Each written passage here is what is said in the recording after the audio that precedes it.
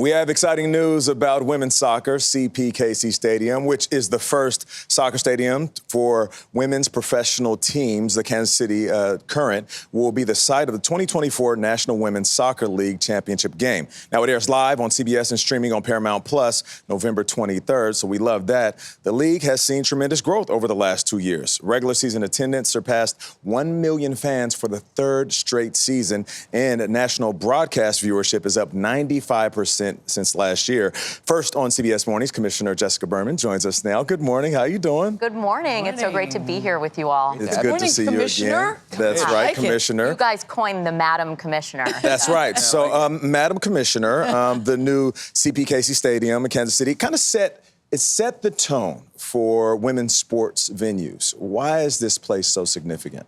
Well, it's the first ever purpose-built stadium for women, and that's significant because for the first time we have a building that was built by and for women. So the details around the stadium remind you that it was built for women. When you walk into the building, Title IX is displayed on the wall as a constant reminder. The artists that are displayed around the building are female artists, female chefs, but even more tactically, the bathrooms are all unisex. The things that we all as women experience in buildings where we have these long lines and there are assumptions made about who's going to be using the building. This was just built with a different level of care and attention to the fact that it is the home of a women's team. Yeah, I was wondering what that meant when they said purpose-built for women. I said, does that mean bidets in the bathroom? What does that mean? I'm being facetious. That might be nice.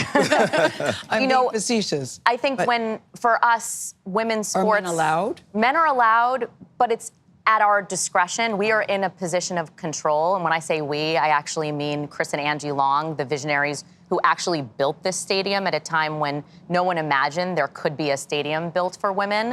And men can use the stadium, but at times and places and spaces that make sense for our business. So for the first time in history, women will be in control of the facility, and that is a wholesale change and transformative moment that I don't think we can appreciate until time has passed and we reflect back on this transformation. Commissioner, I love the sound of that, but it does seem that women's sports are having a moment. Yeah. But is it a moment or is it a movement? What do you think? Is this sustainable? And how do we capitalize on the moment? Yes. Yeah, I think if we were talking about, as we were a few years ago, episodic records being set, maybe there could have been a question about whether it was a moment or a movement. But for the third straight season, we have broken every record. Yay. So attendance, viewership, and at some point, the narrative has to shift, that this isn't a moment, it is a movement.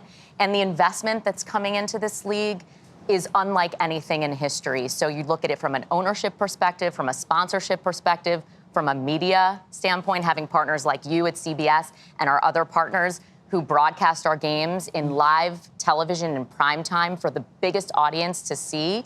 We have to ask ourselves and believe that this is a sustainable movement. I hope so. It's also about the talent, the players on the field. Alex Morgan, people love her. She's not on the Olympics team this year. People are talking about that. Do you have any thoughts on that situation? I mean, I think everything that we're doing today is built on the shoulders of the players who got us to this point. Alex is one of them, but even before Alex, we have icons of this game in the 80s and the 90s who really built the foundation to create the perception that when we think of greatness and soccer in this country, we actually think of women, which is unlike anything. 30 seconds. Very true. She's only 34.